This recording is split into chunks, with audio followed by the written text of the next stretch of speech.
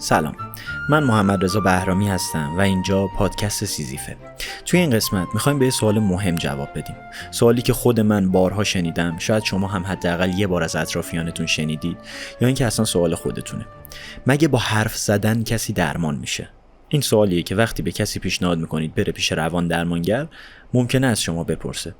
از اونجایی که بعد چندین سال هنوز همین سوال منو شوکه میکنه، رفتم همه منابعی که میتونستم رو جمع کردم تا به این سوالا جواب بدم. این که اصلا روان درمانی چیه؟ آدما میرن پیش روانشناس چی میگن؟ روانشناس به اونا چی میگه؟ حرف زدن مگه درمان میکنه؟ اگه حرف زدن درمان میکنه، خب چرا با رفیقمون حرف نزنیم؟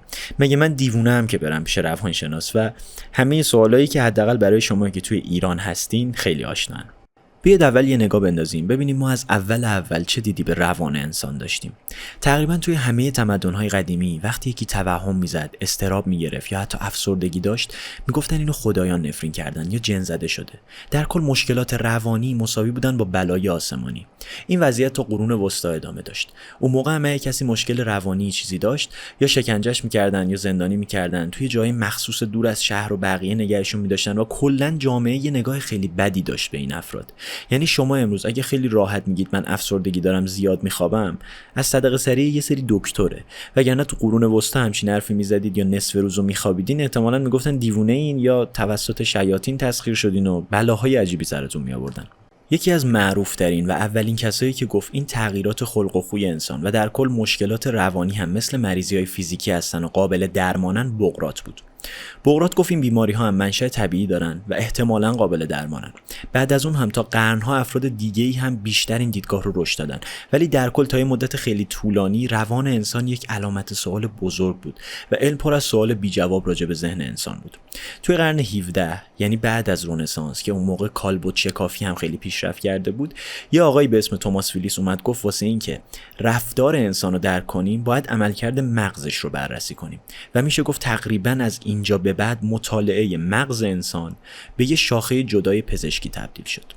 این نکته رو وسط این خط زمانی بهتون بگم. من توی این قسمت از 2 کلمه زیاد استفاده میکنم. یکی روان انسان و یکی مغز انسان.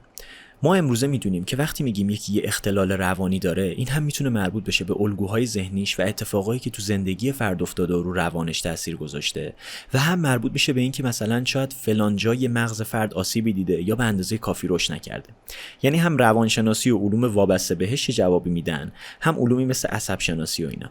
و این 2 دیدگاه از هم جدا نیستن و به هم مربوطن و یه مشکل روانی رو میشه ساعت‌ها از 1000 تا دیدگاه بررسی کرد.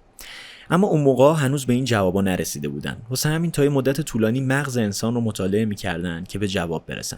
یعنی مثلا میگفتن اگه بتونیم این آدمو مغزش رو جراحی کنیم و یه نقطه از مغزش رو برداریم، احتمالاً اضطرابش درمان میشه. و هنوز علم جواب درست و حسابی برای مشکلات روانی نداشت و در حال آزمون و خطا بود.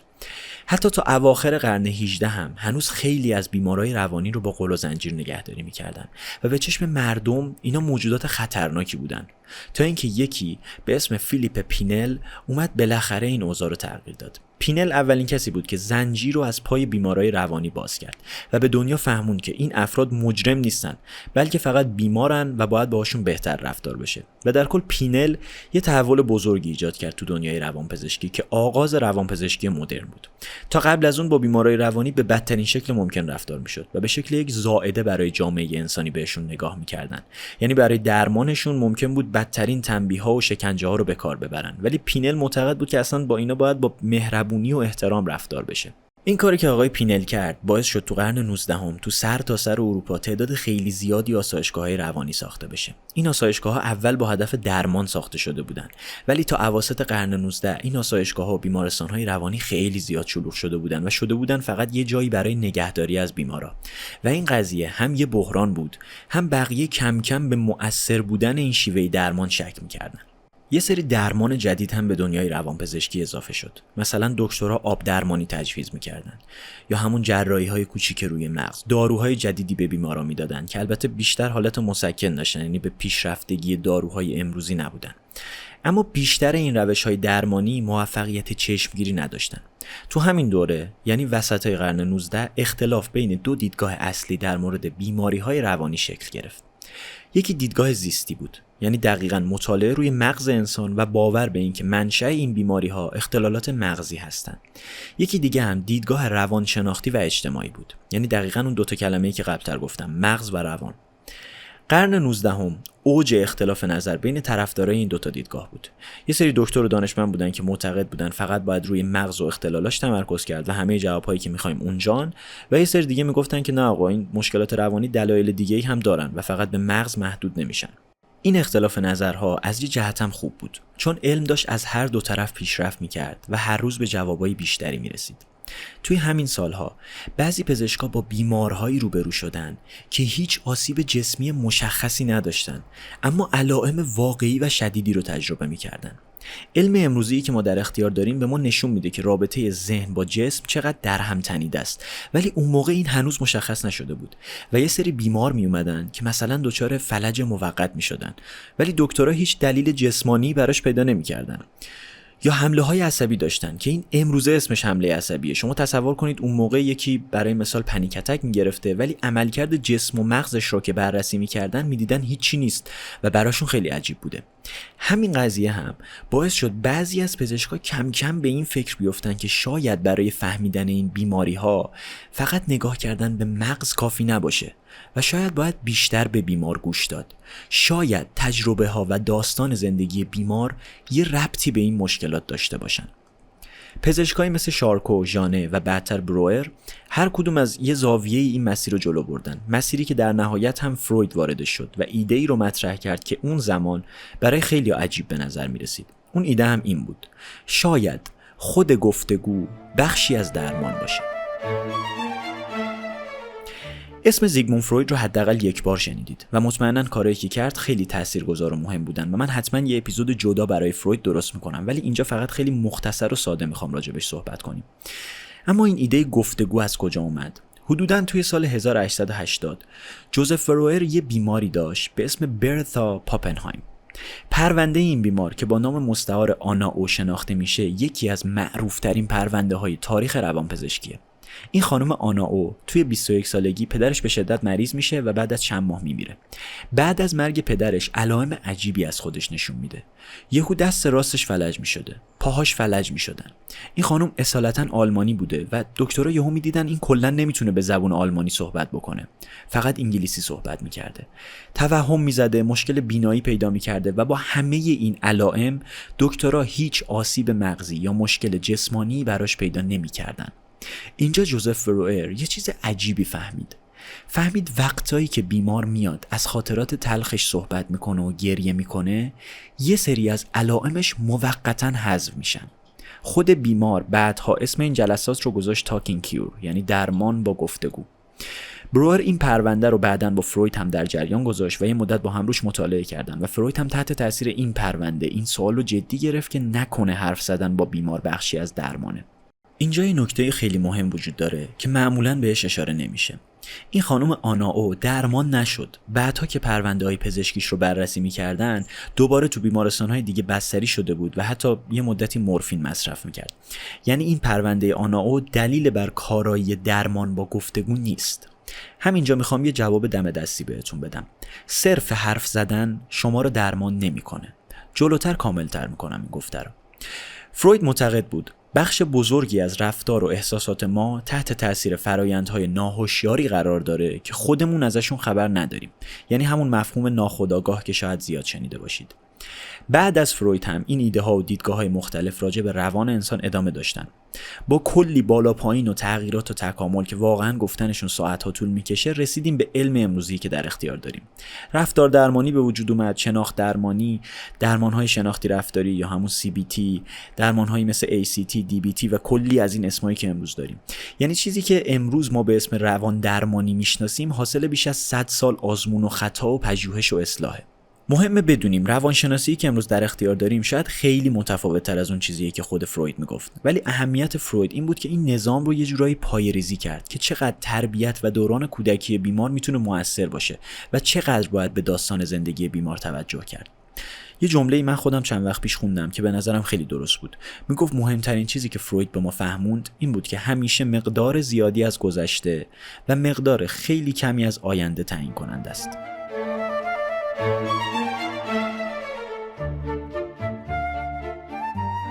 خب تا اینجا ما فهمیدیم یه عده پزشک اومدن حدس زدن که حرف زدن با بیمار میتونه موثر باشه و شروع کردن آزمایش کردن و بسط دادن همین ایده. تا چند دهه روانشناسی اونقدر نظاممند و دقیق نبود و داشت صرفاً با تجربه پزشکان پیش میرفت. یعنی هنوز پر از سوالای بی جواب بود و مدرک علمی معتبری وجود نداشت که این روش واقعاً داره چقدر جواب میده. تا رسیدیم به بعد از جنگ جهانی دوم.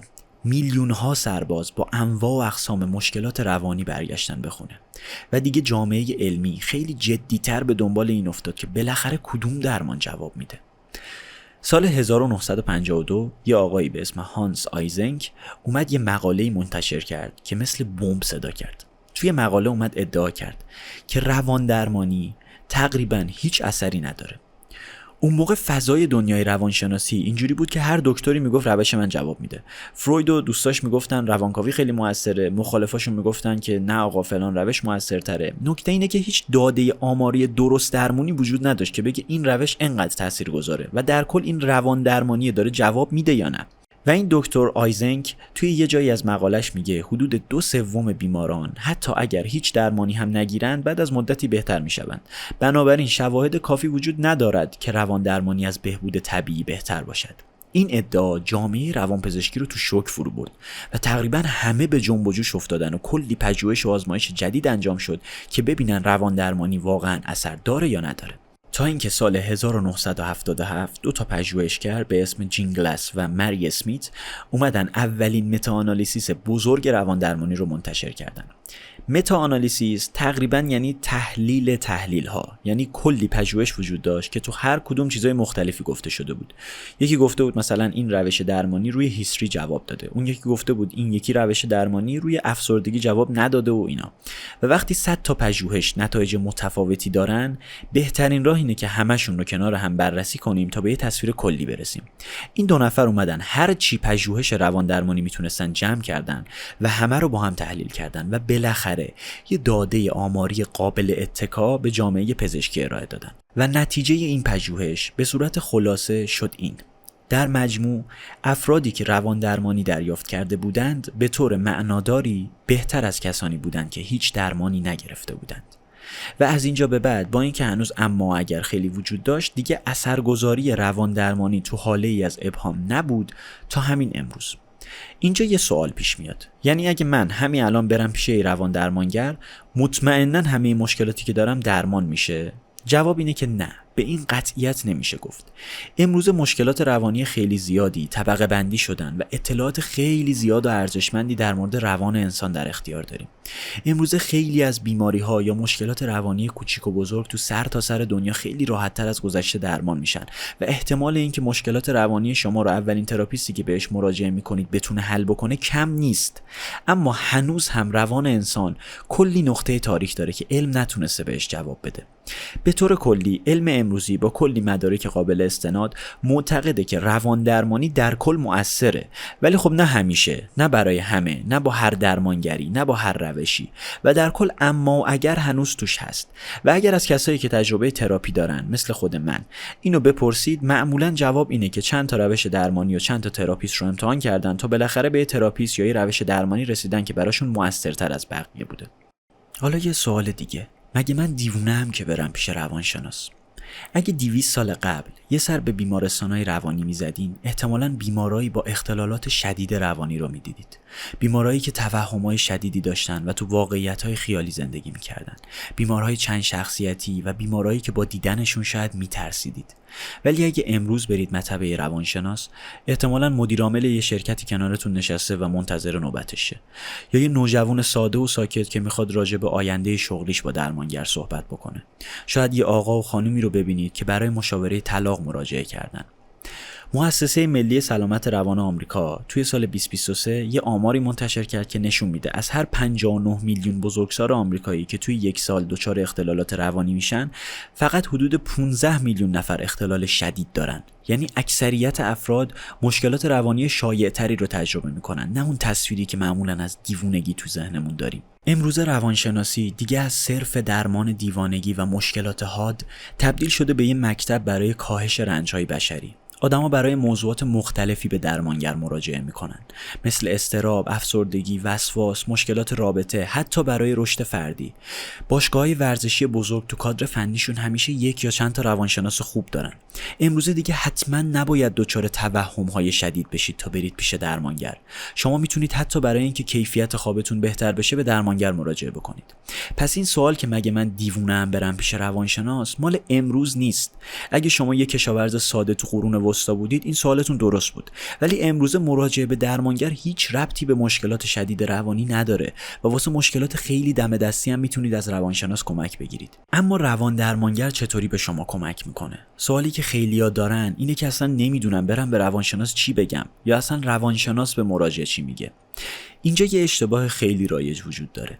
معمولاً مردم فکر میکنن که صحبت کردن با روانشناس یعنی درد و دل کردن و یه تصویر سینمایی از درمانگر دارن که به حرفای مراجع گوش میکنه و گهگداری چیزی مینویسه یا دلداریش میده. این تصور غلطه.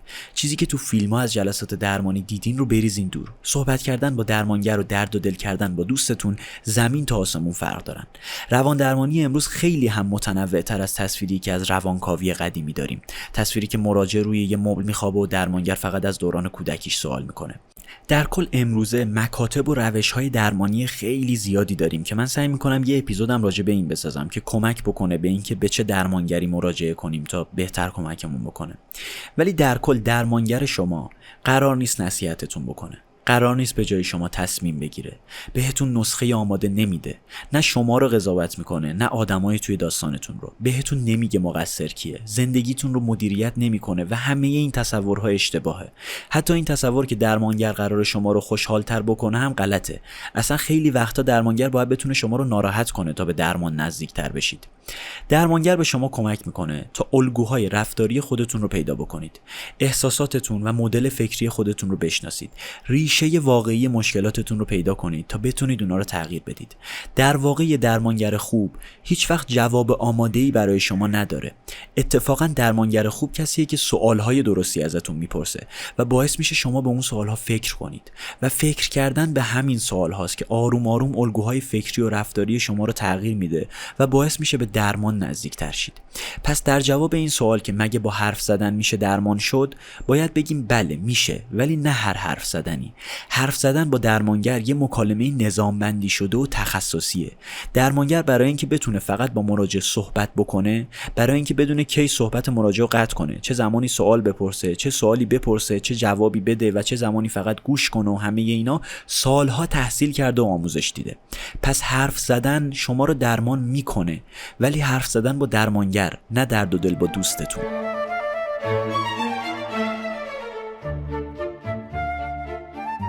ماها خیلی خوشبختیم که تو زمانی زندگی میکنیم که علم اینقدر تونسته به کاهش رنج‌های ما کمک بکنه که امروزه میدونیم نیازی نیست اضطرابمون رو تحمل بکنیم. میتونیم به جاش با درمانگر صحبت بکنیم و انتظار درمان داشته باشیم.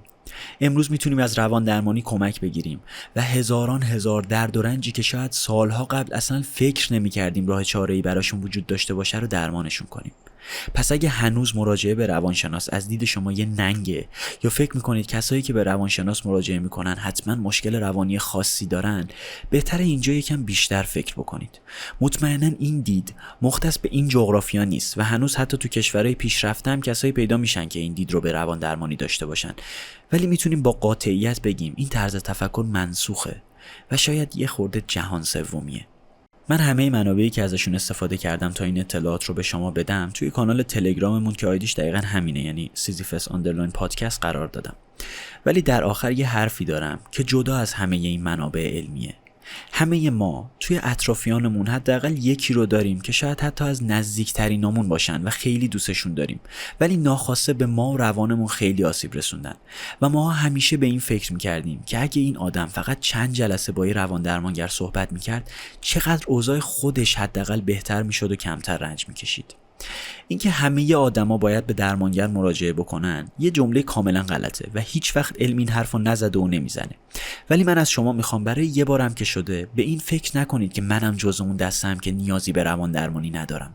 به جاش بیاد به این فکر کنید که شاید اون مشکلی که همیشه دارم، شاید این که همیشه تو رابطه‌ام یه مشکلی هست، شاید زود عصبی شدنم، خجالتی بودنم، شاید کوچیکترین و شخصی ترین مشکلی که فقط خودم ازش خبر دارم، با چند جلسه فقط صحبت کردن بتونه بهتر بشه. شاید اون رنجی که بهش عادت کردم و فکر میکنم جزئی از شخصیت و زندگیمه بتونه خیلی راحت از زندگیم حذف بشه. آدما تقریبا همیشه به خاطر مشکل‌ها و رنج‌های شخصیشون به درمانگر مراجعه میکنن، ولی درمان شما به جز اینکه زندگی خودتون رو دگرگون میکنه، خیلی از مواقع باعث کاهش رنج و آسیبیه که ناخواسته به آدمای اطرافتون وارد میکنید.